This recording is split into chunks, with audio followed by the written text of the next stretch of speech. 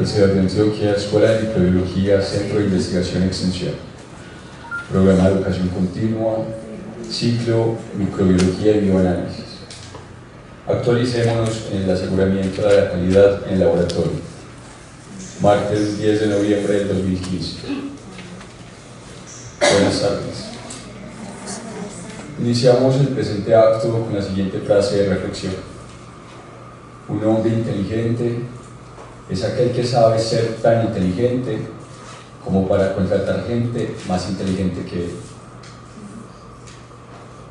Antes de dar inicio a este encuentro académico, solicitamos a las personas poner sus celulares y equipos de telecomunicaciones en modo discreto. Este encuentro tendrá un registro audiovisual que será alojado en nuestro canal oficial de YouTube, Escuela de Microbiología. Es para la Escuela de Microbiología de la Universidad de Antioquia causa de gran satisfacción el compartir con ustedes el inicio de nuestra actividad académica Actualicémonos en. Agradecemos de forma especial a Productos Roche por su continuo patrocinio del programa de Educación Continua. Saludamos a las profesoras Patricia Henao Mejía y Esperanza Arenas Hernández, quienes serán nuestras conferencistas en el día de hoy.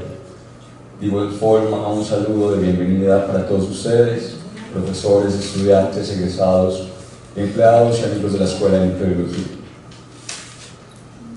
Damos inicio a la programación del día de hoy con la presentación de la conferencia Aplicación de la metodología Balance Scorecard, indicadores de los procesos preanalíticos, analíticos y posanalíticos, a cargo de la expositora Claudia Patricia Henao Mejía.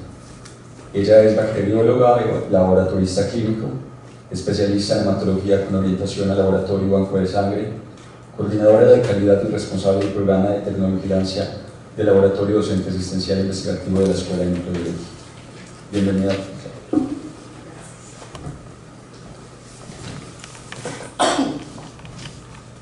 Buenas tardes, muchas gracias por su asistencia.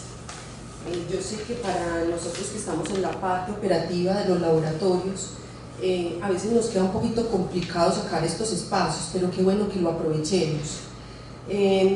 Porque algunas veces uno piensa que porque nosotros, si tenemos las capacidades y competencias para estar en la parte o estratégica o en la toma de decisiones del laboratorio, no aprovechamos, y precisamente puede ser porque no tenemos acercamiento a unos temas como estos, que si bien están en la cúspide, lo vemos como en la cúspide de las organizaciones porque hace parte de la planificación estratégica, está directamente relacionado con lo que hacemos en la parte operativa, es decir, todo lo que nosotros hacemos contribuye de alguna manera con el cumplimiento de la visión de la organización, ¿cierto? Y le apuntamos directamente a la estrategia de la organización con nuestro quehacer. Entonces, qué importante que estemos acá y aprovechemos estos espacios para que participemos en la toma de decisiones y contribuyamos en los procesos de dirección de donde nosotros laboramos.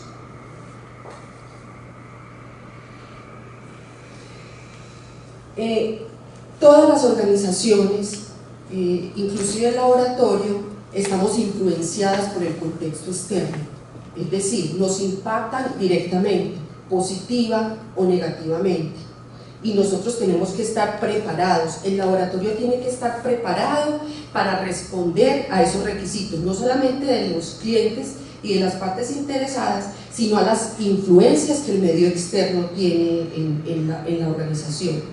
Decimos que el sector de la salud está en crisis, ¿cierto?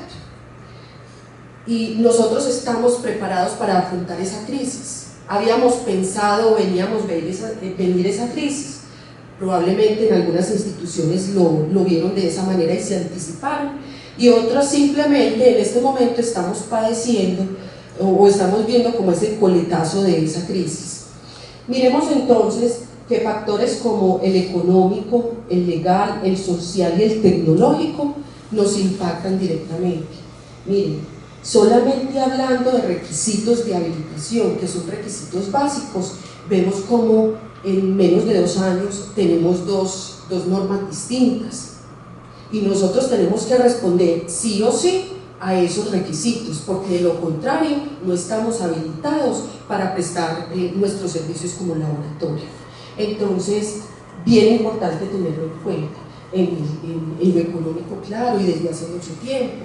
Si solamente miramos, por ejemplo, que los manuales tarifarios están obsoletos, que muchas veces no podemos hacer lo que quisiéramos con un análisis, porque el tiempo que el bacteriólogo tiene que, pues el tiempo que el bacteriólogo utiliza para su realización o los reactivos superan el costo de lo que nos pagan. Miren, desde ahí ya tenemos dificultades con esto. Y ahora, por ejemplo, si le sumamos que las EPS no nos pagan, tenemos un problema más. Desde lo social también nos impacta, y obviamente lo tecnológico también. Nosotros tenemos permanentemente que estar revisando nuestra tecnología y actualizándola para responder a las necesidades de nuestros clientes. Entonces, ¿qué podemos hacer dentro del laboratorio? Podremos quedarnos cruzados de brazos o podemos estar pensando cómo adelantarnos. Una manera de adelantarnos podría ser, una de ellas, podría ser implementar el Balance Scorecard, que es una herramienta de gestión. Es un sistema administrativo. Se viene hablando de él más como en la década de los 90. Sus autores son Robert Kaplan y David Norton. Ellos hicieron varias investigaciones, en lo que he leído hicieron aproximadamente 3 para llegar hasta la publicación de su libro en 1992, del Balance Scorecard. Ellos lo que hicieron en estas investigaciones fue hacer como un análisis o un consenso de evaluación del desempeño de diversas instituciones en los Estados Unidos, y concluyeron que obviamente era importante tener en cuenta la perspectiva financiera, pero que había que ir más allá. Entonces el Balance Scorecard es una herramienta proactiva porque consolida 2 aspectos fundamentales en la organización, y son ellas la dirección estratégica y la evaluación del desempeño. Ya vamos a ver un momento más adelante dentro de la presentación por qué incluye o fusiona estos 2. El Balance Scorecard nos permite adelantarnos porque nos permite operacionalizar esa visión, materializar la visión, tener en cuenta ese contexto externo. No solamente incluir el factor financiero dentro de la organización o dentro del laboratorio, porque no agrega valor, incluye otros 3 que enseguida vamos a ver. Por eso es una herramienta proactiva. Entonces, ¿qué es el Balance Scorecard? Es una herramienta que ayuda a expresar los objetivos. La metodología en sí nos proporciona una facilidad para plantear los objetivos, como lo vamos a ver más adelante. Entonces nos ayuda a expresar los objetivos e iniciativas necesarias para llevar a cabo, para cumplir la estrategia, que es bien importante, y la estrategia se nos olvida. Una institución sin estrategia, un ser humano sin estrategia, sin una visión de futuro y sin unos objetivos claros, le apunta todo y no consigue nada. Esta herramienta permite además convertir la estrategia en objetivos. Si convierte la estrategia en objetivos, la podemos comunicar más fácilmente a todos los sectores o a todas las instancias dentro del laboratorio, como vamos a ver más adelante. Entonces, de esta manera facilita una realimentación valiosa para la revisión permanente a través del sistema de medición, porque en últimas todo esto lo vamos a ver en un cuadro de mando que nos va a dar una visión global de la organización o del laboratorio, cómo estamos frente a unas metas que ya nos habíamos planteado. Adicionalmente, entonces, o para ir concluyendo, traduce la visión la visión y los temas estratégicos de una organización en un conjunto de objetivos y medidas cuantificables, implementando la estrategia con la ayuda de la métrica, como vamos a ver más adelante. Si fuéramos capaces de resumirlo en una frase muy corta, el Balance Scorecard traduce la estrategia en acción, como ya lo vamos a ver. ¿Por qué es importante la estrategia? Ya les decía, una institución o nosotros mismos sin objetivos claros o una estrategia, estaríamos así, le pegamos a todo y no conseguimos el objetivo, estamos desordenados. Por eso es importante la estrategia dentro de la institución y dentro del laboratorio. Si uno busca en cualquier diccionario, yo me tomé un trabajo de buscar en cualquier diccionario para saber qué es eso de la estrategia, y encontré esta, en cualquiera, aquí está. Una estrategia es el conjunto de acciones que se implementarán en un contexto determinado con el objetivo de lograr el fin. Es decir, si dentro del laboratorio yo tengo una misión que es quién soy y qué hago hoy, y la visión me está diciendo qué quiero ser en el futuro, esa brecha me la llena la estrategia. La estrategia me permite identificar el cómo voy a alcanzar la visión. Si yo tengo una visión de futuro, si yo por ejemplo quiero adquirir vivienda propia y esa es mi objetivo, digamos que esa es mi visión para dentro de 3 o 4 años, yo me tengo que preparar, y para prepararme para alcanzar ese objetivo o esa visión de futuro, yo tengo que definir cómo voy a llegar allá, y eso cuando yo lo tengo claro se me hace mucho más fácil, ¿verdad? Entonces eso es la estrategia. La estrategia consiste en seleccionar el conjunto de actividades en la que la empresa se destacará para establecer una diferencia sustentable en el mercado. Esto lo dijo Michael Porter. Claro. ¿Cómo me van a diferenciar en el medio? ¿Cuáles son mis fortalezas?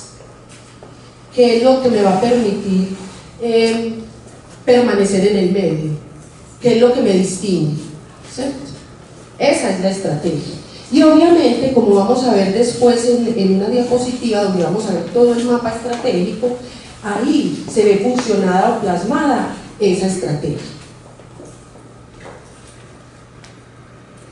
Como les dije, en esos trabajos de investigación que hicieron Kaplan y Norton, no solamente incluyeron la perspectiva financiera, es decir, no solamente orientaron objetivos en la parte financiera, sino que incluyeron otros más, y bien importantes. Solamente guiarnos por la rentabilidad o la productividad o los costos en un servicio, eso no agrega valor. Es muy importante, claro que sí, porque eso nos permite continuar, ¿cierto? Digamos que de alguna manera una permanencia, pero no es lo único y no es lo vital. De aquí entonces que se incluyeran otras perspectivas, por ejemplo la de los clientes, es fundamental. Si nosotros no conocemos nuestros clientes, porque son varios, nuestras partes interesadas, y qué quieren o esperan ellos de nosotros, también estamos perdidos, ¿cierto? Entonces, digamos que el derecho de esto sería: ¿quiénes son nuestros clientes? ¿Qué esperan de nosotros? Y tenemos varios segmentos de clientes, por así decirlo. El usuario espera una cosa de nosotros, pero el cliente médico espera otra, pero las directivas de la organización esperan otra cosa. Y las personas que somos otros clientes, los clientes internos, esperamos otras. Entonces a veces no hay un balance, un equilibrio entre esas partes interesadas. Entonces es que bien importante, antes, previo a la construcción de este Balance Scorecard, tuviéramos presente que esperan todas las partes interesadas de la institución. El factor humano es vital, y cuando uno empieza a documentar o a buscar información acerca del Balance Scorecard, en la mayoría de los ejercicios prácticos que uno encuentra que en la base de ese mapa uno siempre encuentra a las personas. Son un valor agregado inimaginable que se tiene dentro de las organizaciones. Ahí está el conocimiento. Entonces, ¿cómo no incluirlo en la elaboración o en el planteamiento de este balance scorecard. Aquí está todo el proceso, obviamente, de la creación de valor, que nos distingue, el conocimiento, el know-how, la innovación, parten de aquí, de esta perspectiva. Nótese entonces que cuando uno define estas perspectivas, que podrían ser más, por ahí he visto en algunos ejercicios prácticos que incluyen otras, por ejemplo, impacto podría ser una, y en algunos ejercicios también este factor humano lo llaman conocimiento también, o I+D podría ser. Nótese entonces que en cada perspectiva, para cada perspectiva, luego de que uno las define, tiene que tener con claridad definidas cuáles son los objetivos, cuáles son los indicadores y las metas de cada una de estas perspectivas o componentes, y que le apuntan a la estrategia o a la visión estratégica de la organización, y en este caso del laboratorio clínico. En la perspectiva de procesos internos, ahí estamos nosotros también, ¿cierto? Directamente, aquí estamos en la parte operativa, y aquí nosotros también todos los días aportamos con objetivos, indicadores y metas, y probablemente no nos estemos dando cuenta que con esto que hacemos acá le estamos apuntando directamente a la consecución de la visión de la organización.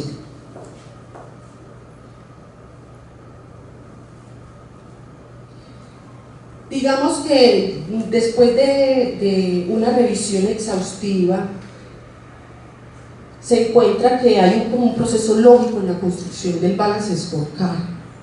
Este es uno de ellos, pueden encontrar otros, pero entonces, ¿cuál sería ese primer paso? Definir la misión, los valores y la visión. Para las instituciones que ya tienen un sistema de gestión, digamos que el proceso resulta un poquito más fácil, porque esto pues ya lo tenemos construido. La invitación entonces es que las instituciones que ya lo hayan construido lo revisen, no sin antes haber hecho un análisis del contexto externo, porque es que la visión y la misión, sobre todo la visión no es estática, es que lleva ahí 5 años, es que no la hemos revisado y la misma. Miren, con este entorno tan cambiante es imposible que siga siendo la misma hoy, después de hace 10 años. En la década de los 80 la recomendación era que esa visión la revisáramos, pues era a largo plazo, ¿sí? Esa visión estratégica, y podríamos decir que podían ser entre 6 y 10 años. Ahora la recomendación es que la revisemos entre 3, máximo cada 5 años, y me parece mucho por este entorno tan cambiante. Entonces la visión no es para que esté pegada ya simplemente, es ¿qué quiero ser en el 2018?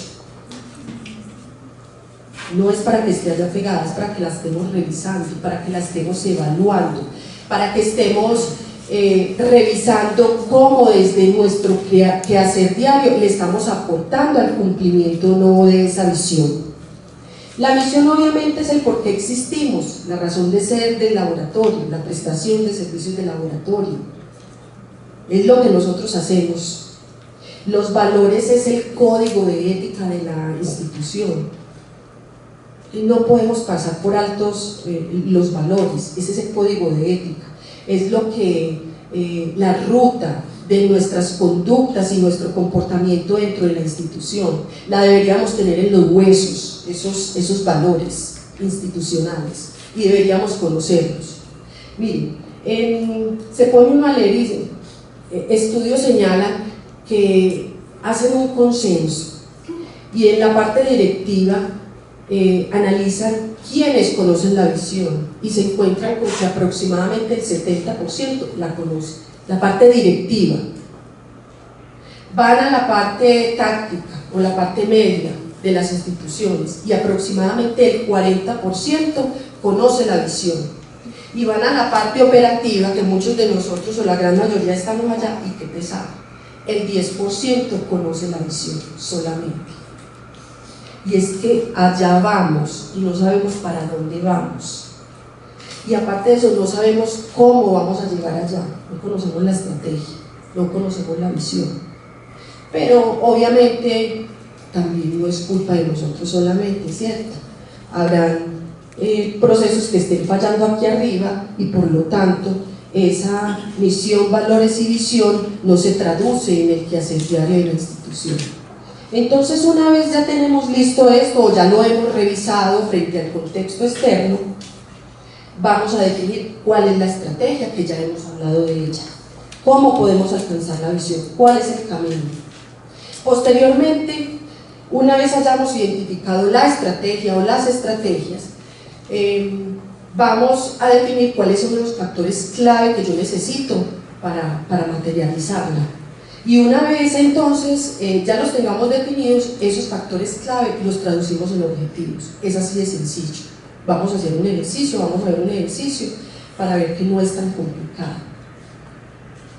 Obviamente ese mapa estratégico, en ese mapa estratégico incluimos todas las cinco perspectivas, incluimos por perspectiva aproximadamente, recomiendan algunos que no sean más de 7 objetivos los que tengamos ahí, y empezamos a relacionar unos con otros en una relación de causa y efecto que nos lleve a alcanzar la visión.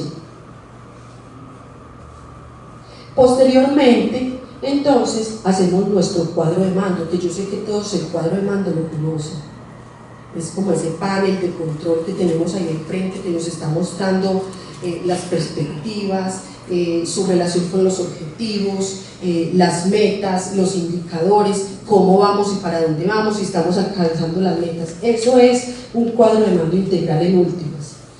Obviamente ahí definimos metas y objetivos, y esto se va a traducir, toda esta construcción de este balance scorecard se va a reducir, va a traer como resultados estratégicos, es decir, todas nuestras partes interesadas van a estar satisfechas, clientes satisfechos, vamos a alcanzar los resultados planificados, vamos a ser sostenibles. Para las instituciones que quieren ver rentabilidad o incremento de la plática, lo financiero, seguramente lo van a ver, los procesos serán mucho más eficientes y las personas estarán capacitadas y motivadas. Esto no termina aquí. Una vez esto está definido, deberíamos aquí hacer iniciativas. Una iniciativa no es otra cosa que un plan de acción, para que efectivamente podamos alcanzar esas metas y esos objetivos. Y si esto lo miramos o se retroalimenta de abajo hacia arriba, de la parte operativa hacia arriba, estaremos cumpliendo la visión de la organización. Tienen modificaciones hechas por mí, pero en un artículo publicado en la revista de Laboratorio Clínico, en la Sociedad Española de Bioquímica y Patología Molecular, de hace algunos años, y me encontré esta misión, visión y valores, está fusionada, me pareció muy interesante y la traje pues para que hagamos como un ejercicio mental práctico y veamos que esta metodología no es complicada. ¿Cuál es? Aquí está fusionada. Somos un laboratorio comprometido en proporcionar servicios con altos estándares de calidad a nuestros clientes, contribuyendo de esta manera al mejoramiento de la salud y la calidad de vida de nuestra comunidad. En el trabajo diario nos guían los principios de economía, eficacia, eficiencia, efectividad, equidad, excelencia, entorno y sostenibilidad. Perseguimos para el año 2018 el crecimiento y la sostenibilidad a través de la creatividad, la creación de valor y la mejora continua de la calidad. Las personas son las que realmente marcan la diferencia. Bien interesante. Ya tenemos la primera etapa en la construcción de nuestro Balance Scorecard. Está definida la misión, la visión y los valores del laboratorio clínico. Posteriormente, ¿qué vamos a identificar en ellas?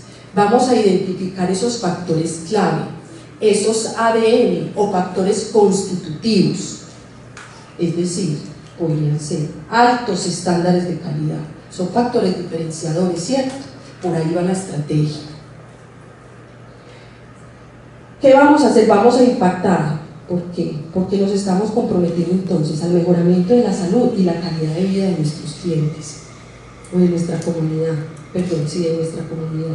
Aquí hay otro ADN: crecimiento, sostenibilidad, creatividad, creación de valor, mejora continua de la calidad, y las personas son las que realmente marcan la diferencia. Ahí tenemos unos factores, ¿cierto? Unos ADN ya establecidos.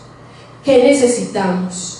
¿Cuáles son los factores clave? ¿Qué necesitamos para poder materializar eso? Y viene el segundo paso. Vamos a revisar entonces la estrategia. Dicen los que saben mucho de esto que definir la estrategia no es tan difícil. Lo difícil es materializarla. Listo, sí, la estrategia es: vamos a incorporar los procesos de innovación en el laboratorio. ¿Y cómo? Ahí está, procesos de innovación. Pero ¿cómo? Aquí hay una pequeña ayuda también para construir la estrategia. Podríamos, el punto de partida podría ser dar respuesta a estas preguntas. La primera de ellas: ¿cuál es la proposición de valor al cliente que va a generar los ingresos financieros que estamos buscando y la permanencia del laboratorio en el medio? ¿Cierto? ¿Cuál es? Preguntémonos entonces, ¿cuál sería? ¿En qué procesos debemos distinguirnos? Ser excelentes. ¿A dónde nos vamos a enfocar? ¿En dónde? En la cadena de valor, por supuesto, para entregar nuestra proposición de valor a los clientes y finalmente alcanzar los objetivos propuestos. Volvemos a lo mismo. ¿Qué nos diferencia? ¿Qué nos hace excelentes? ¿Qué nos diferencia de nosotros? Eso es lo que tenemos que buscar acá. Y por ahí va la estrategia. ¿Con qué queremos que nos reconozcan? Y por último, esto es simplemente un ejemplo, ¿qué es lo que necesitamos mejorar o cambiar para ser excelentes, para ser mejores, para ser innovadores, para tener altos estándares de calidad, para que nuestras personas estén cómodas y tengan bienestar dentro de la institución o dentro del laboratorio? ¿Qué necesitamos? Personas con un perfil especial, ¿cierto? Porque si vamos a innovar, entonces necesitaremos unas personas, un perfil bien especial aquí, ¿cierto? En tecnología, ¿qué necesitamos? Necesitamos tecnología de punta. Vamos a cambiar este método de hemoglobina glicosilada no nos sirve, vamos a cambiarlo por otro. ¿Qué procedimientos necesitamos revisar y cambiar? Nos podríamos preguntar entonces esto, y de aquí, respóndase esto, y de aquí sale la estrategia. No es nada complicado. El embrollo viene entonces, luego es cómo alcanzar esta estrategia. Digamos que en el ejercicio de esa misión y visión que teníamos por allá, que acabamos de leer, entonces aquí podríamos decir: vea, la estrategia va por estos lados. ¿Qué dijimos? O allá, ¿qué ADNs o qué factores constitutivos, qué factores clave había en esa misión-visión? Decía que servicios con altos estándares de calidad, ¿cierto? Entonces, por ahí va la estrategia. Y por otro, estábamos diciendo que íbamos a impactar la calidad de vida de las personas. Eso quiere decir que esa perspectiva de clientes está por allá arriba, no está en la base, sino que está por allá arriba. Le vamos a dar un valor bien importante. También necesitaríamos mejorar la calidad de gestión en todos los niveles, fomentar la creatividad, buscar la creación de valor y potencializar las personas. Entonces, ¿qué vamos a hacer? Por ahí va la estrategia, ¿cierto? Una vez entonces hemos definido esa estrategia o esas estrategias, entonces vamos a hacer un mapa. En ese ejemplo, esto puede ser un mapa estratégico. Miren, ya dijimos, las personas, la perspectiva de personas está por acá arriba, ¿cierto? De clientes está por acá arriba, de clientes, pacientes, médicos y la comunidad. Aquí está la parte financiera, aquí están los procesos y aquí están las personas. Entonces, para apuntarle a esta estrategia, los factores clave, lo que necesitamos es personas, no es capacidad, es capacitación, capacitadas y motivadas. ¿Para qué? Para obtener calidad de productos y servicios, y eso nos traiga rentabilidad financiera y podamos satisfacer las necesidades del cliente y podamos adecuar para esto, vamos a adecuar la oferta y la demanda. es un proceso lógico, ¿verdad? No es un proceso tan complicado ni tan difícil. Luego, ¿qué tendríamos que hacer entonces? Tendríamos aquí que montar indicadores, objetivos, aquí, en estos factores clave. Y ahí haríamos el siguiente paso. Este es apenas un ejemplo que traje, que saqué de aquí, de esta revista, donde entonces para ellos, arriba en la cúspide, está la perspectiva financiera, pero miren cómo se relacionan ellas. Por eso se llama Balance Scorecard, es un balance entre todas las perspectivas. Todas tienen objetivos clave, todas tienen metas, todas tienen indicadores, todas son importantes, una potencializa a la otra.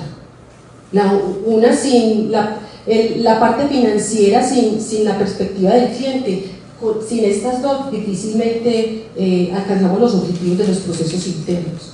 Entonces miren cómo estos objetivos que están acá en este mapa, o estos factores claves, se van relacionando entre sí en una relación causa-efecto para alcanzar la estrategia, para alcanzar la misión de la organización y la estrategia, mejorar el valor para los accionistas. Aquí le dieron mucho valor a esto. En este otro ejemplo, miren qué bonito, aquí en la base están las personas, le dieron especial importancia a la rentabilidad, pero miren, planes e incentivos para las personas. ¿Para qué? Para satisfacer a los empleados, para mejorar la calidad del servicio, para incrementar la satisfacción del cliente, para mejorar la fidelización, y con esto tenemos crecimiento y rentabilidad. Están íntimamente relacionados, y uno es causa y el otro es efecto. Posteriormente, entonces, vamos a terminar ese mapa estratégico. ¿Qué es un mapa estratégico? Un mapa estratégico es una representación visual de las relaciones causa-efecto entre los componentes de la estrategia que indica el camino para conseguir la visión.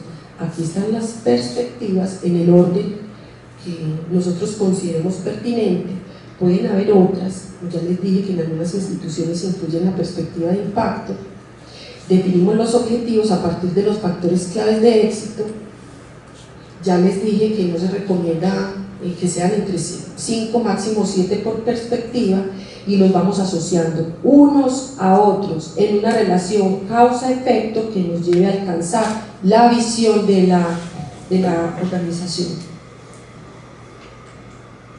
Vamos entonces a mirar un ejemplo de mapa estratégico. Yo creo que aquí está. Entonces, aquí tenemos, este ya es el mapa, aquí tenemos nuestra visión, no quiere señalar, aquí tenemos nuestra visión y nuestra misión, y aquí tenemos un ejemplo, simplemente, de las perspectivas. Vamos a mirar que aquí entonces tenemos los recursos financieros. Un objetivo es garantizar la sostenibilidad económica para mejorar la productividad en la perspectiva de aprendizaje o de personas. De esta manera aumentar la disponibilidad de acceso al servicio, ampliar el portafolio de servicio y de esta manera incrementar la satisfacción de los usuarios. Y de esta manera podemos ir asociando, ligando los objetivos.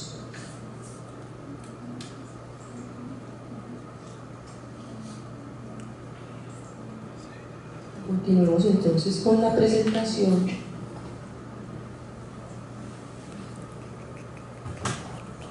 Posteriormente, ¿qué sigue? El cuadro de mando. En nuestro cuadro de mando, ¿qué tenemos? Tenemos un panorama completo. Un panorama completo, ya les voy a mostrar una diapositiva, desafortunadamente no llegó a la diapositiva que necesitaba, pero entonces en ese cuadro de mando, una vez tenemos ya los objetivos asociados entre sí y seleccionados, porque de ahí también podríamos sacar los más relevantes o los KPI, los llevamos entonces a nuestro cuadro de mando. Esos objetivos entonces le montamos indicadores y unas metas claras, y podemos ir monitorizando y revisando cuál es el avance de nuestro sistema, o cómo vamos respecto a esas metas establecidas.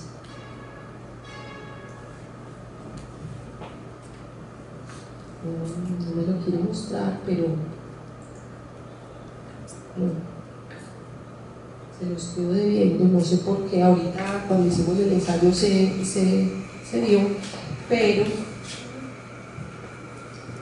sería, tenemos en una tabla, tenemos las perspectivas, tenemos los objetivos, tenemos nuestros indicadores y nuestras metas.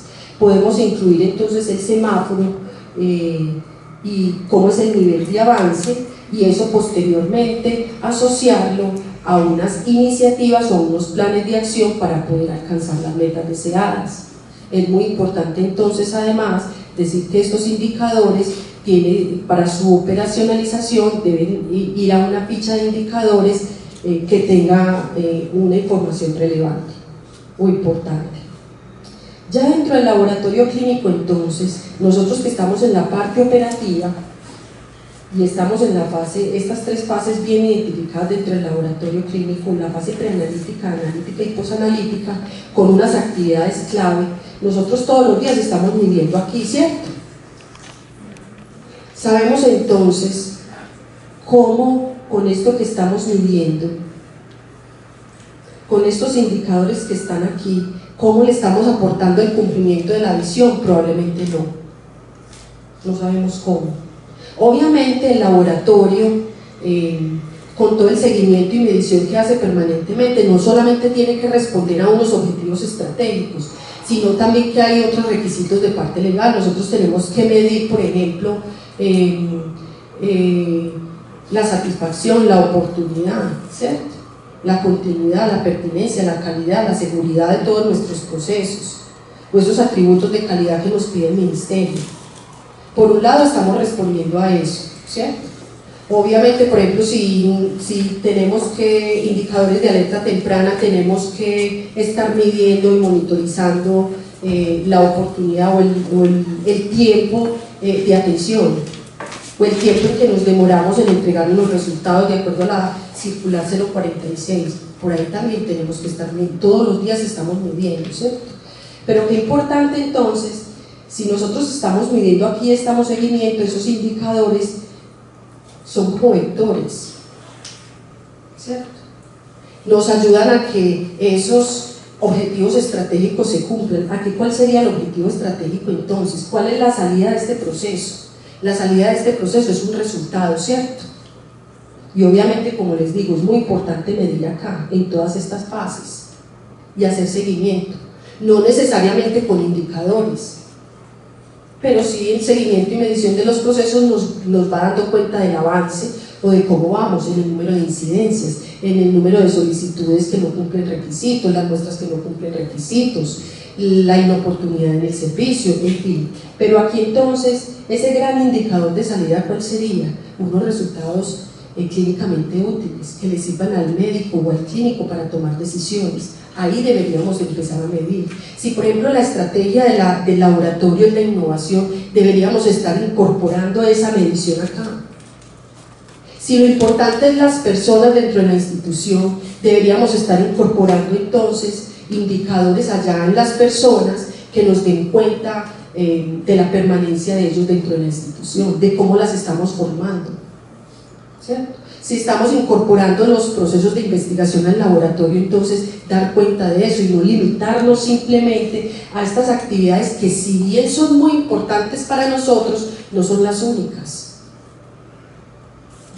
Claro, hagámoslo, porque son vectores, pero no son las únicas que existen. Obviamente, un indicador, las definiciones que encontré en magnitud aplicaba una característica que a través de los análisis permite la toma de decisiones, y deberíamos estar tomando decisiones basados en esos resultados, no porque yo creo. Una manera de medir o señalar algo con mayor o menor exactitud, y obviamente nos dan señales de alarma de cómo vamos. ¿Esa estrategia está funcionando o no? ¿Vamos a alcanzar o no la misión?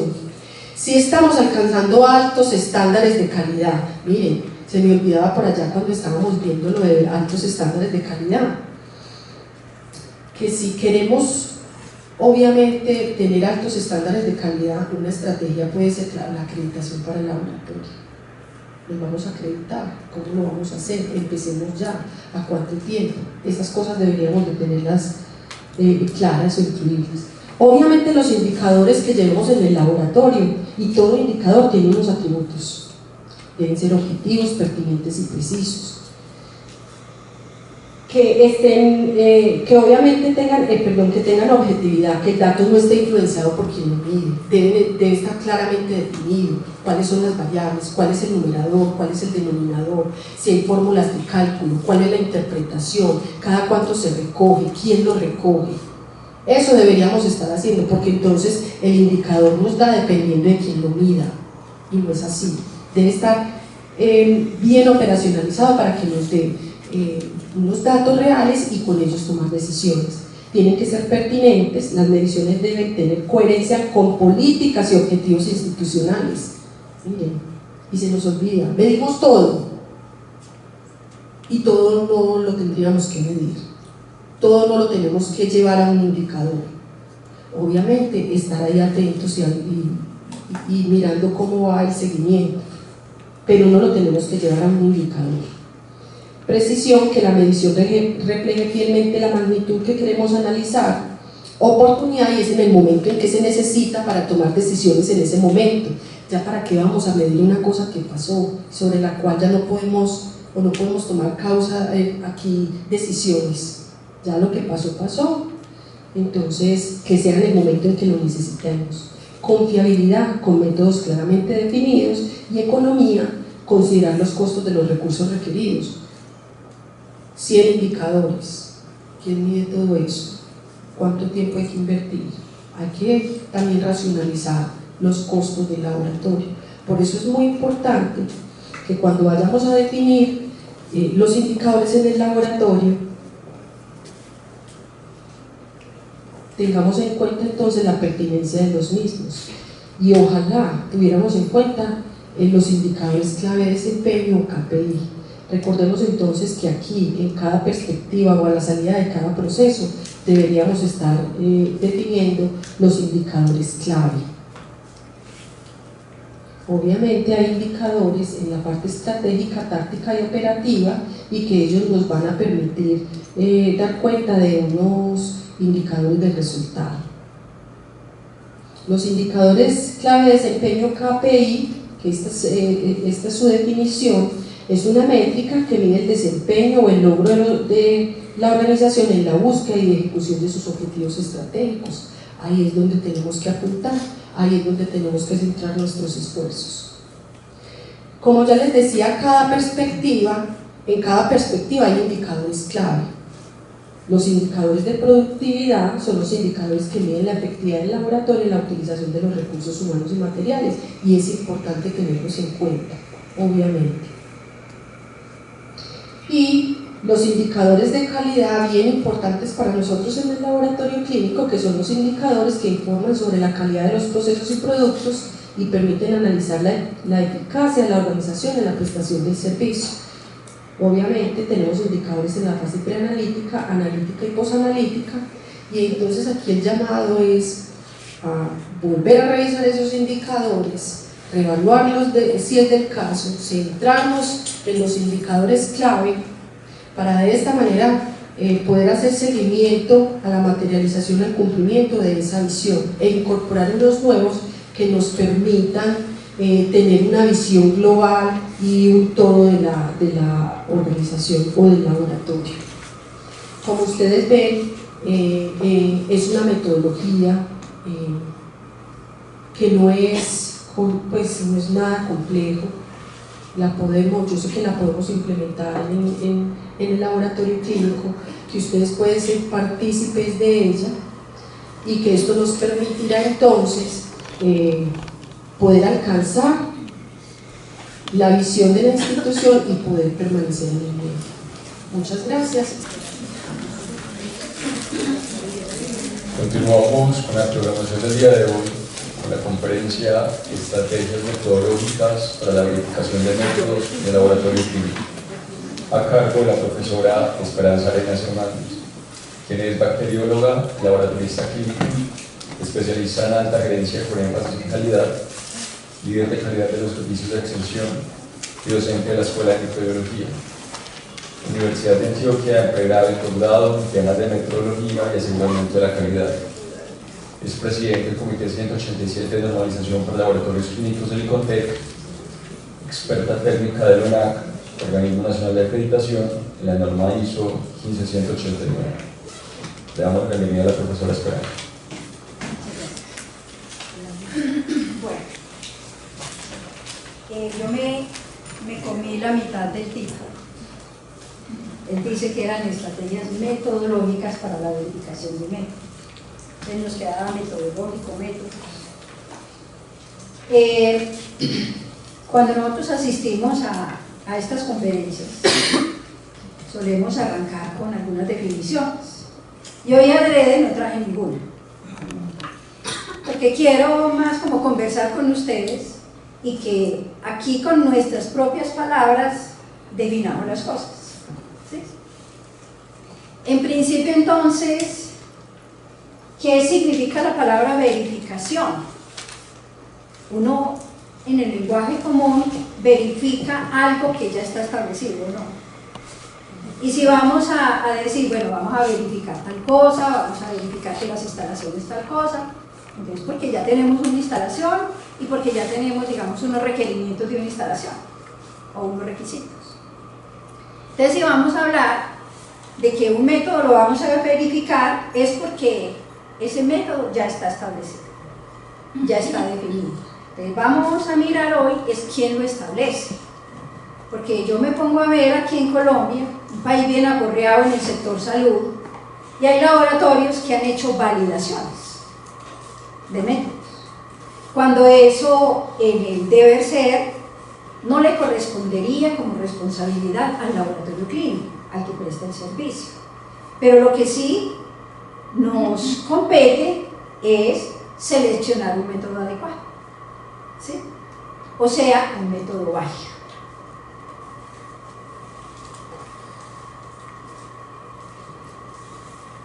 Ahorita que Claudia nos estaba hablando de estrategias en el Balance Scorecard, una herramienta que solemos tener en algunos laboratorios que tienen reconocimiento de calidad por ISO 9001 o los pioneros, que para mí siguen siendo los pioneros de los 6 primeros laboratorios que tienen acreditación de competencia técnica e idoneidad con la 15189, que es la norma aplicable para acreditación en laboratorios clínicos. Solemos tener un documento donde desde allí viene esa promesa de valor al paciente, porque la competencia técnica y la idoneidad es la mejor contribución a la seguridad del paciente. Entonces aquí viene esa promesa de valor al paciente, que es a quien nos debemos, y ya vienen otras partes interesadas, como lo mencionaba Claudia, el tema de los médicos, una parte interesada muy importante porque a él le competen las decisiones clínicas sobre ese paciente. O sea que ya ahí en el manual de calidad empezamos a hacer esas promesas, pero promesas que hay que cumplir, porque o si no, y que lo digan los laboratorios que ya están acreditados, hay que mirar luego a través de todos los procesos cómo es que cumplimos esa promesa, ¿sí? O sea, una cosa es esas definiciones estratégicas y otra cosa es que ya operativamente nos plantearíamos nosotros los profesionales del laboratorio, incluso nuestro personal auxiliar, cómo cumplimos la promesa. Y en esos manuales colocamos una política de calidad, o sea, la directriz, el rumbo de la calidad. Y como le digo yo a mis estudiantes, la política de calidad es una promesa que hace la alta dirección y que nosotros tenemos que ayudarle a cumplir. Porque si nosotros, que somos los responsables de los procesos del laboratorio, no las cumplimos, la alta dirección se puede quedar en promesas, ¿sí? Entonces, cuando el laboratorio promete ser el mejor, ser el más confiable o fiable, y ahora vemos por qué es la diferencia, cumplir con alto estándar de calidad, entonces ahí vienen esos ADN que tenemos que desplegar a través de los procesos operativos. Y un segundo factor clave sería eso que llamamos allí M2, el talento humano competente además, porque no es cualquiera, y me excusan el concepto de cualquiera. A veces decimos, ay, vean, tuvimos una visita de un ente regulador, nos fue muy bien, o de un ente certificador, también nos va muy bien, y solemos decir cómo estamos de bien, ¿cierto? Pero a veces colocamos otra forma de medir eso, estar bien, ser el mejor, y de pronto por ese lado no estamos tan bien.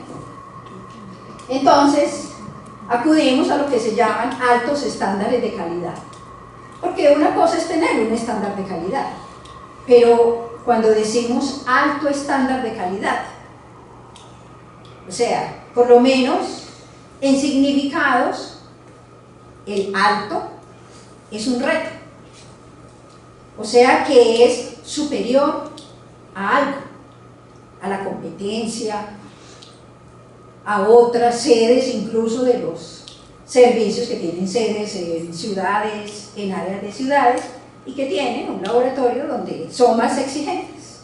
Entonces eso también obedece a un asunto estratégico. Pero la mejor estrategia es el talento humano idóneo. Como decimos, si tenemos gente competente, puede seleccionar el método adecuado.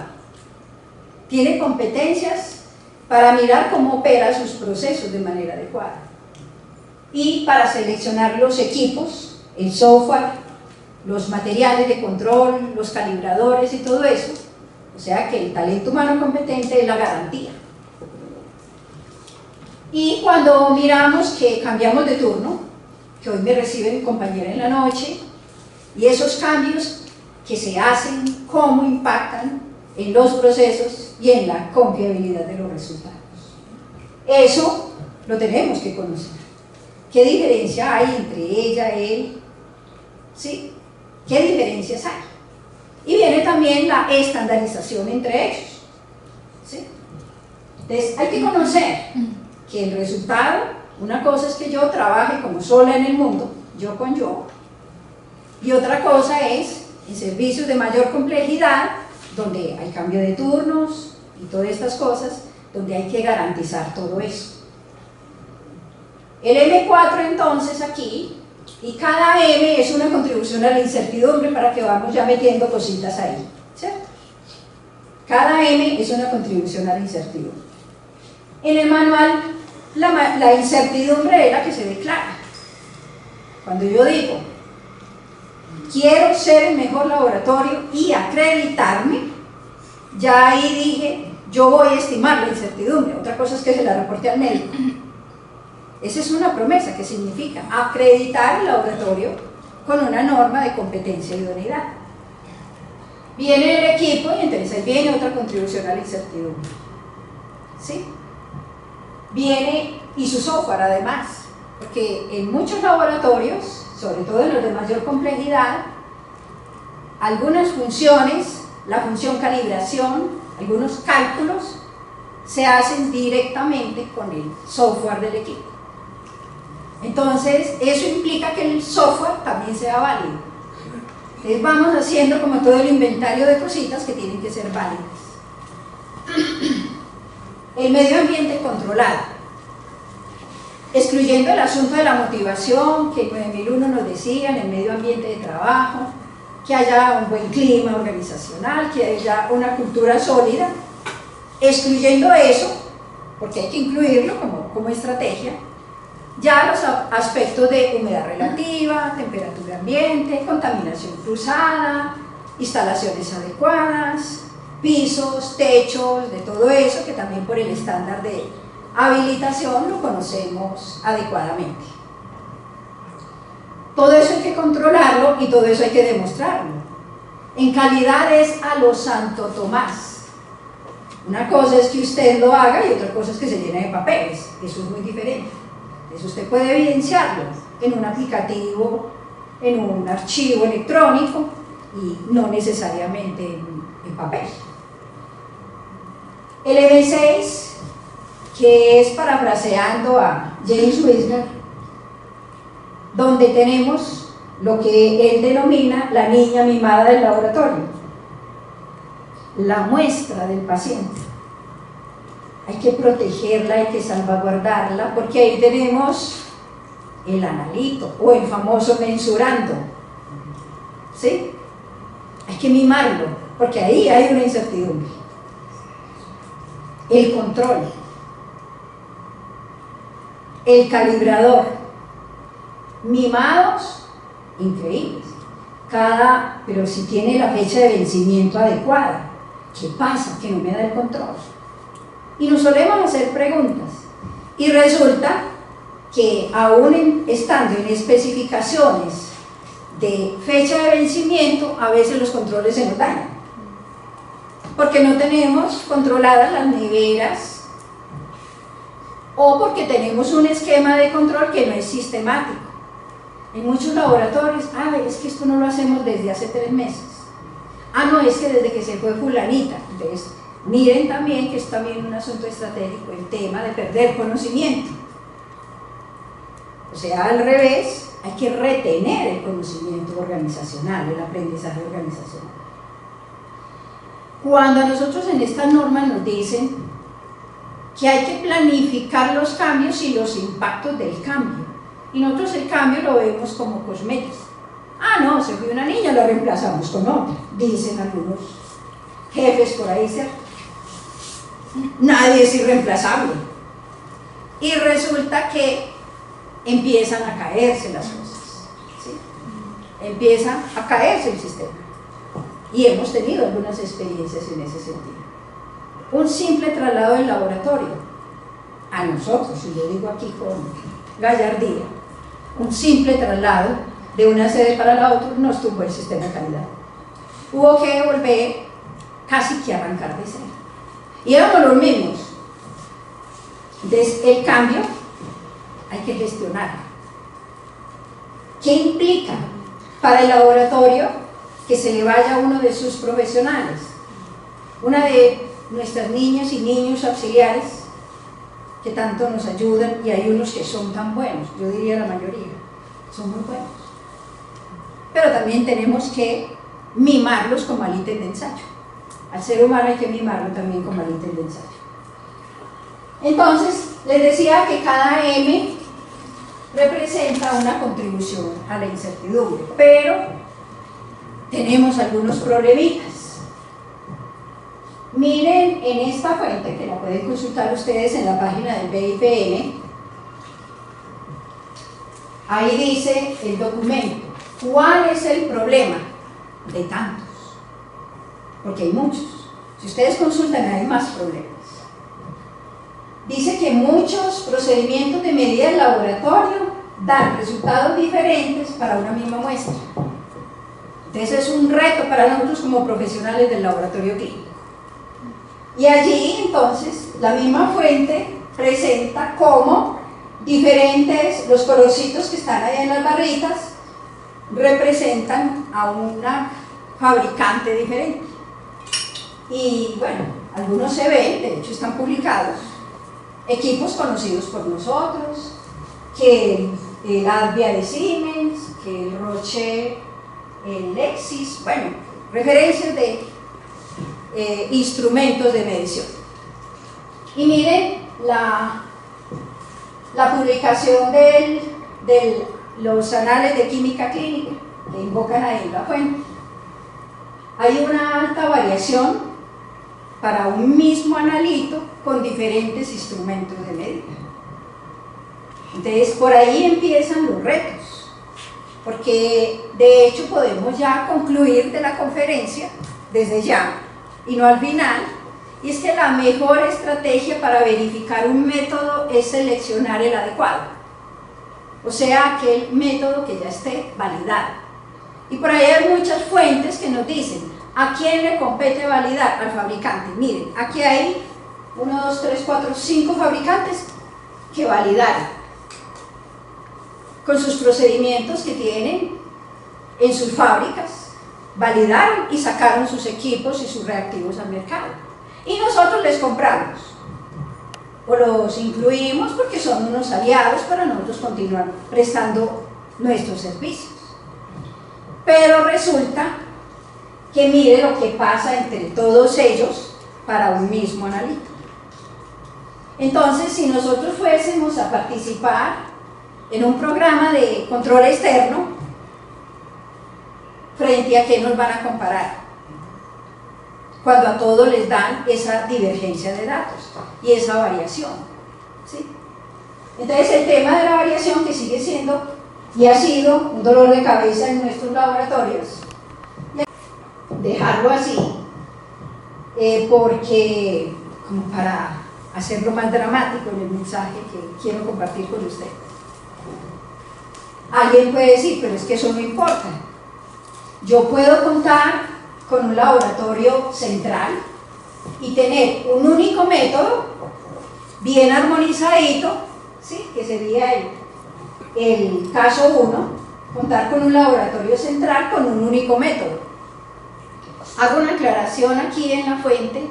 El concepto de laboratorio central es un laboratorio no de prestación de servicios de laboratorio clínico como lo solemos tener aquí en nuestro medio, que hay un laboratorio que es el principal y tiene unas sedes. Aquí el concepto de laboratorio central es un laboratorio de referencia, y aquí hay que hacer también otra precisión, que el laboratorio de referencia no es aquel donde envío mis muestras para que me complementen mi servicio. Un laboratorio de referencia en este contexto es un laboratorio que trabaja con procedimientos de medida de referencia, ¿sí? En Colombia no los conozco, no los hay. En Latinoamérica hay muy poquitos, en Argentina hay algunos, México ya tiene algunos. O sea que, como un problema adicional, en las Américas no hay, o hay, perdón, escasos laboratorios de referencia. Aquellos que innovan, investigan y trabajan con procedimientos de medida de referencia. Y a esos procedimientos de medida de referencia, cuando ya son definidos y aprobados, en esto todo está organizado, porque ahora vamos a mirar quién aprueba, porque no lo aprueba cualquiera tampoco, ¿sí? Entonces esos procedimientos de medida de referencia, esos laboratorios que trabajan en la investigación y en la innovación con métodos, eso sí les obliga a validar, ¿sí? Entonces vamos, para que no nos enredemos. Partimos de la base que al laboratorio, si selecciona el método adecuado, no le tocaría validar. Vamos a ver otros casos donde si nos metemos a hacer cosas, dizque porque a mí me encanta este tema, que mi jefe me da todos los recursos y me pongo a modificar métodos. Y finalmente me puedo pegar una encartada con eso. No porque no lo sepa hacer, sino porque es que hay también una puja. Y es que muchos laboratorios trabajan a presión. Entonces yo no sé si algunos jefes estarán de acuerdo que usted se vaya a probar y experimentar con cambios cuando le están demandando un resultado de cuidados intensivos o de urgencias. De la misma presión por el tipo de servicio que prestamos, no nos daría el tiempo adecuado para probar y para investigar. Y como les decía, todo esto está organizado.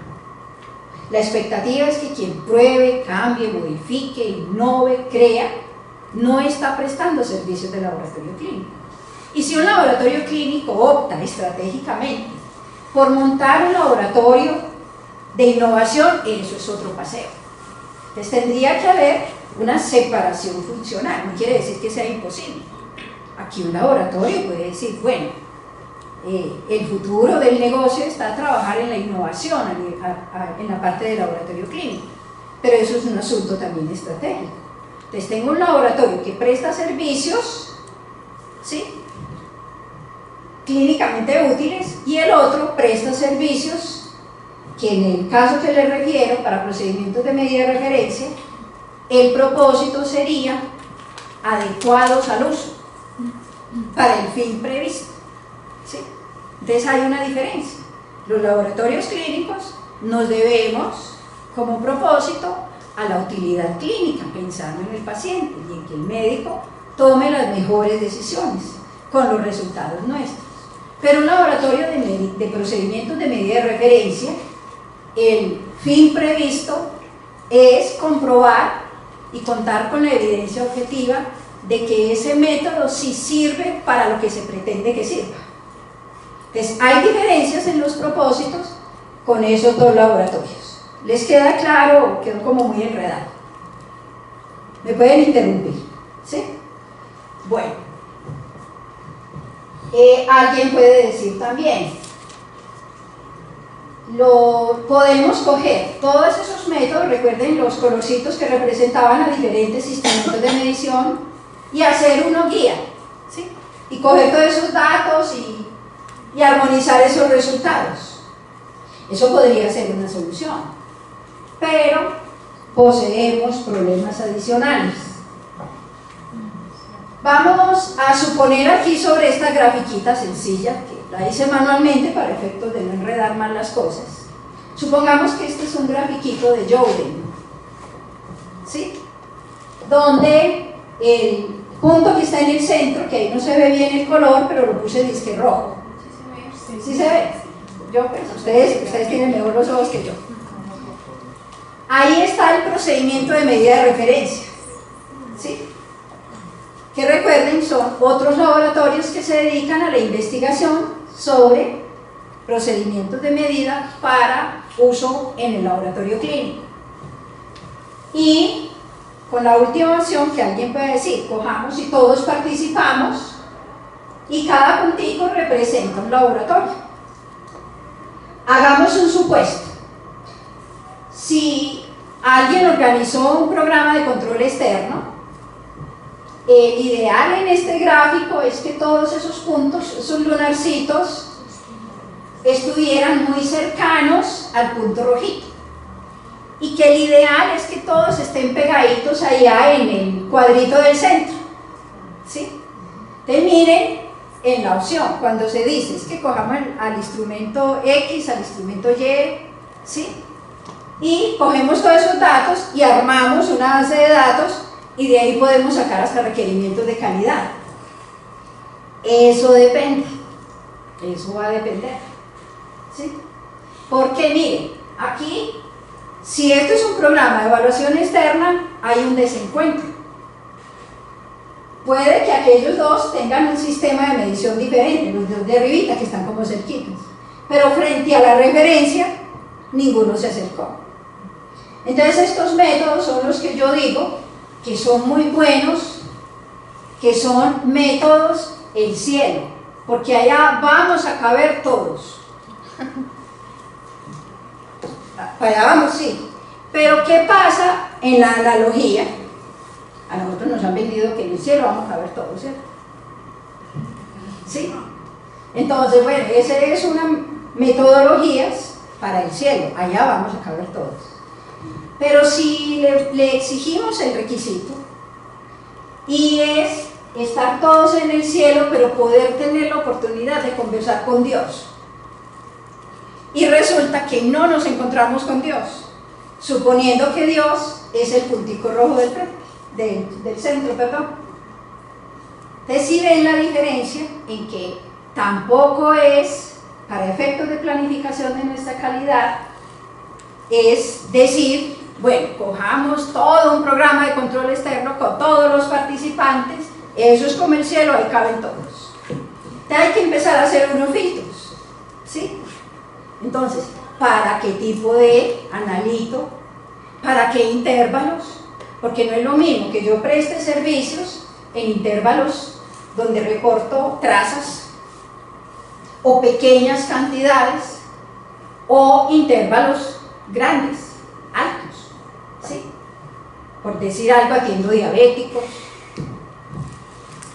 hipercolesterolémicos, porque la buena noticia es que para diabetes y colesterol ya hay muy buenos procedimientos de medida de referencia, aceptados. Entonces, cuando el laboratorio opta por acreditarse, lo primero que debería hacer es revisar con qué métodos está trabajando, para que no nos ocurra esto en un programa de ensayo de aptitud, donde caben todos, pero no hay una concordancia frente a una referencia.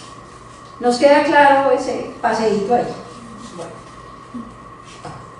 Entonces, de la misma fuente, tenemos que para todos esos problemas, las directrices internacionales dicen que es importante meternos en el cuento de la armonización. Y la armonización frente a procedimientos y métodos de referencia, hay autoridades y hay organismos reconocidos para eso. Ya vamos a ver algunos. Pero primero, entendamos qué es la armonización en este caso. Y aquí dice, es que hayan resultados equivalentes entre diferentes procedimientos de medición para la misma prueba de laboratorio y que no nos pase lo del cuadrito anterior. ¿Sí? Pero, ¿cuál es la mala noticia? Es que con frecuencia implica que no existe un procedimiento de medición de referencia. Entonces dice la Federación Internacional de Química Clínica y dice el BIPM, que son organismos que se reconocen dentro de esta organización de la metrología internacional para el laboratorio clínico, dice, no puede ser, insólito, ¿dónde están las universidades? ¿Dónde están los científicos? ¿Dónde están los centros de innovación? Y en Colombia, con dolor tenemos que decir, salvo algunas honrosas excepciones, los mejores científicos del laboratorio clínico están en la Unión Europea, están en Australia, están en Estados Unidos, están en el Reino Unido, y vemos cómo, y pues nos damos la pela nosotros también como universidades, ¿sí? Ahorita hace poquito en el Congreso, en Cartagena, en una presentación que hizo un coordinador del ONAR, decía la doctora Ida Portes, es que las universidades no enseñan esto, no enseñan la 15189. Y yo dije, bueno, me están tirando, rula, me voy a agachar, porque yo, supuestamente yo tengo aquí una responsabilidad en la universidad. Sin embargo, tenía que reconocer que con mucho la doctora tenía razón, ¿sí? Esto ha sido una pelea, pues primero, de directivas que creen que no, que es que el laboratorio compra 3 controles, los corre y ya.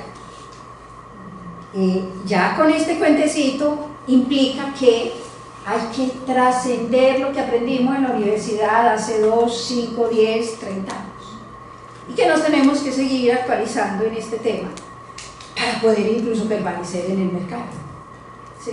Es un asunto también de tendencia, para allá van las cosas. Eso generalmente entonces es el problema que tenemos y el principal problema tampoco es que no sabemos buscar.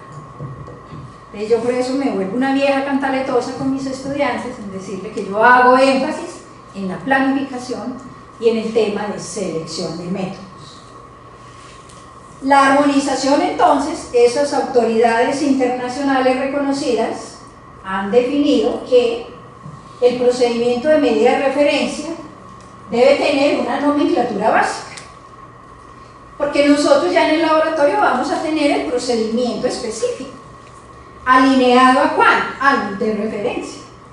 Entonces tenemos asuntos relacionados con la preparación del paciente, con la recolección y manejo de muestras, que esto para nosotros ya es muy familiar, muy conocido, pero resalto lo que allí dice como el tema de hoy, el valor del resultado. ¿Recuerdan esas M's? Que cada M era una contribución a la incertidumbre. Finalmente el resultado que le reportamos a nuestros médicos tienen toda esa carga de contribuciones a la incertidumbre, ¿sí? Y precisemos de nuevo que la incertidumbre y el error no son lo mismo. porque a veces hacen análisis. ¿Qué posibles contribuciones? Muestras hemolizadas. No, señor. La especificación es que para muchas, la mayoría de pruebas, la hemólisis es un interferente o no. Y ahí, a propósito de interferencias, hay otras fuentes que dicen, ¿cuál es el problema? O sea, problema número 2. Muchos fabricantes no han podido demostrar muy bien el tema de las interferencias. Porque uno lee en el inserto, muy juiciositas que somos nosotros los bacteriólogos y las bacteriólogas, que nos dicen por ahí en muchos entornos que somos muy juiciosas, y yo creo que sí, y muy juiciosos. Te leemos en el inserto. Y eso, como si estuviésemos leyendo la Biblia, eso es todo verdad, ¿cierto? Porque ¿qué hemos visto por ahí en algunas experiencias? Que también hay fabricantes mentirositos. ¿Sí? Hay mentirositos. Pero tenemos que saber identificar esas mentiritas. A veces hay mentiritas que ni ellos mismos han caído en yes, de que están mintiendo, porque se quedan con cosas obsoletas, etcétera, etcétera. Entonces uno lee en el inserto, ¿cierto? Lee que este método fue probado para hemólisis asta, para lipemia asta, o sea, toda esa lista de interferentes que hay por ahí, ¿sí? Ahí han habido problemas también, por análisis de causa raíz, también en muchos desencuentros, en las concordancias de los programas de evaluación externa, se ha encontrado eso. Además hay publicaciones, ¿ya? Así como Chemical Chemistry y otras, que han estudiado también especificaciones de fabricantes respecto de las interferencias y han encontrado, por ahí hay una publicacioncita que si me dejan sus correos yo se las puedo compartir, han encontrado varios escenarios donde el menor porcentaje de fabricantes sí tienen como para algunas metodologías demostrar que hicieron a conciencia una validación en fábrica de la metodología que van a sacar al mercado con el tema de las interferencias.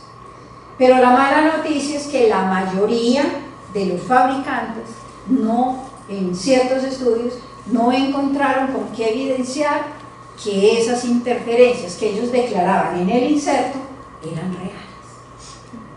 Y nosotros, no, es que el inserto lo dice.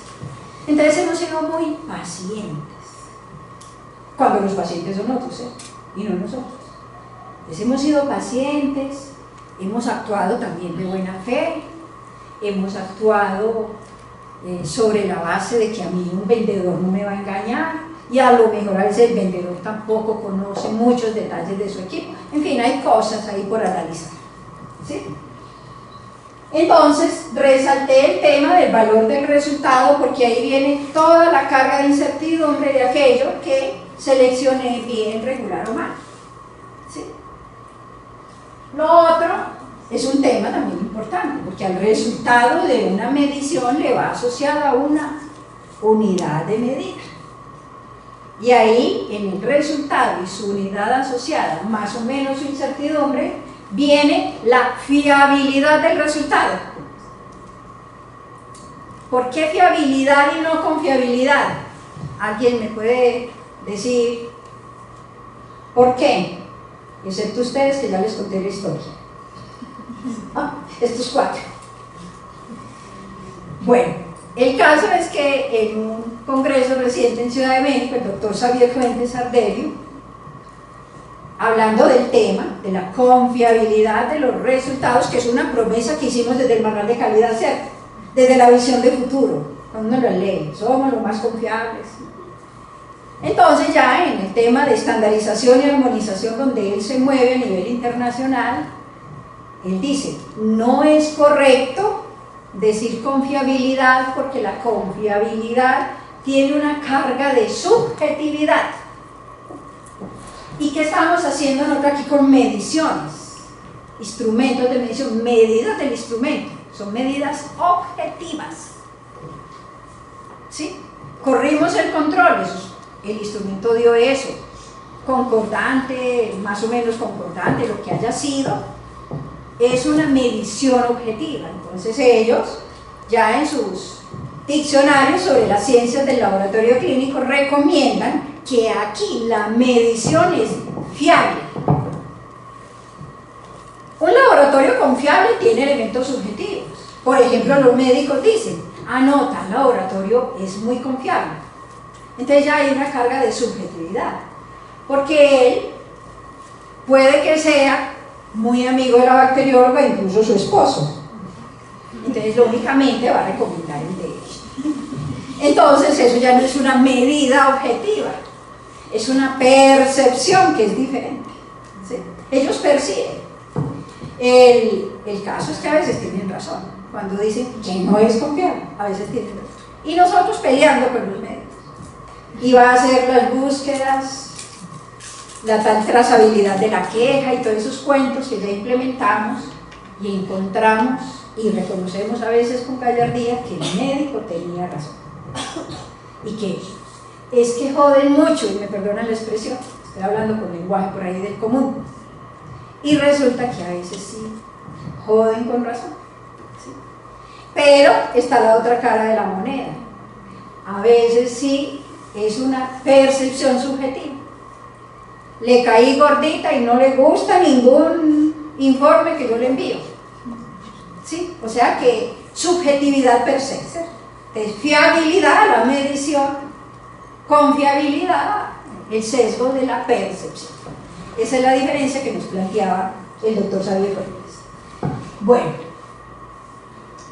entonces tenemos que seguir resolviendo estos problemas, ¿sí? Y más desde el asunto de la planificación. Entonces decíamos que todo en metrología y en procedimientos de medida es un asunto de definición. Y no que yo coja el vocabulario X o Google y busque una definición, no. ¿Qué es un método definido? Es un método que ya científicamente se ha demostrado que cumple unas características. Vamos a ver poco a poco esas características. La trazabilidad metrológica, porque hay otras trazabilidades por ahí. ¿Qué trazabilidad? ¿Qué paciente trazador? Que es buscar la huella de un paciente hacia atrás, ¿sí?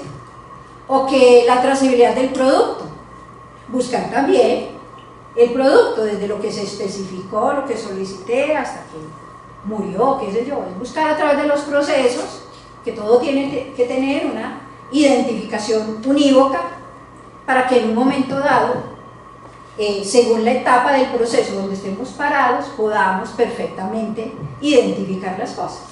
Pero aquí es con nombre y apellido completo. Trazabilidad metrológica. Entonces, un método es trazable y ahí vienen los primeros escenarios. Primero, si tiene un vínculo directo al Sistema Internacional de Unidades. ¿Sí? Entonces, miren, nosotros en el laboratorio todavía vemos unidades internacionales por litro. K por litro. ¿Cuáles son las unidades básicas? ¿Cierto? Entonces por ahí tenemos que empezar. Entonces, si el analito nuestro no tiene una definición todavía en el sistema internacional, entonces vienen los procedimientos de referencia primarios, que recordemos, son otro tipo de laboratorios que se dedican a eso, en el campo de la innovación y de la investigación, y trabajan con un método primario. Entonces leemos muchas veces en los insertos y en los manuales de los equipos que el fabricante dice garantizarnos la trazabilidad frente al método primario para el colesterol, que es la espectrometría de absorción atómica isotópica. No pretendemos que el laboratorio clínico ahora se compre un espectrómetro, no es eso, ¿sí? El laboratorio lo que tiene es que demostrar en ascenso esa trazabilidad. Y a medida que ascendemos, disminuye la incertidumbre, ¿cierto? Y a medida que bajamos al resultado del paciente, aumenta la incertidumbre. Pero ¿hasta cuánta incertidumbre nos vamos a permitir? Eso tiene que ser también un asunto de planificación. Y el otro escenario es contar con materiales de referencia certificados, ¿sí? El mejor escenario son aquellos métodos como el del colesterol, que fue una alarma mundial en los 60s, 70s, porque pasaba, ¿se acuerdan de la matricita con esos métodos que no se encontraban en ninguna parte? Pasó eso con el colesterol. Entonces hubo una alarma meteorológica internacional, porque muchos pacientes hipercolesterolémicos sin serlo, o normo sin serlo, o hipo sin serlo, y bueno. Y los científicos dijeron, esto es una prioridad científica, y se dedicaron a la definición del método primario para el colesterol, ¿sí? La buena noticia es que según la norma ISO 17511, que aplica la trazabilidad metrológica de los calibradores y los controles del laboratorio clínico, dice que este mejor escenario, o sea, donde hay métodos ya definidos para varios analitos del laboratorio, representan el 30%. Entonces el 70%, esa es la mala noticia. Ahí viene la mala noticia. Y es responsabilidad de los científicos, ¿sí? Y eso ya implica en nuestro país mejores políticas de Estado para motivar la investigación científica, ¿sí? De hecho, por ahí se hacen intentos también desde las mismas universidades. Bueno, entonces ese 70% es el que nos deja por allá como intranquilos, ¿cierto? Y también hay problemas que la ciencia todavía no resuelve, ¿sí? El prerequisito para definir un método primario es que sea específico. ¿Cuántos son inespecíficos? Jenicita, la troponina, ¿cierto? Y siga con la lista. Los inmunoensayos, las pruebas de HIV, todos los que llamamos las infecciosas, esas están en la base. Por allá todavía ni sistema, ni método, ni material de referencia. Con la parte microbiológica también poseemos problemas en el tema de la trazabilidad metrológica. Pero ustedes me pueden preguntar, bueno, y entonces, esos laboratorios que se van a acreditar, ¿qué hacen con ese 70% de servicios que ofrecen? ¿Sí? Hay unos organismos autorizados para decir, bueno, para la troponina, para el VIH, para lo que sea, vamos a utilizar un procedimiento de medición avalado por la Organización Mundial de la Salud, pero que el escenario SI, método primario y material de referencia, no lo hay, ¿sí? Y usted ya están los dos extremos, aquellos analitos para los cuales tenemos buenas definiciones, decíamos alrededor del 30%, y aquellos 70% donde hay matices. Hay procedimientos de medida que cuentan no con un vínculo directo al sistema internacional, pero sí tienen un método primario o un material de referencia certificado. Otro escenario es un método de referencia secundario, o sea que si es secundario se pegó a uno primario, ¿cierto?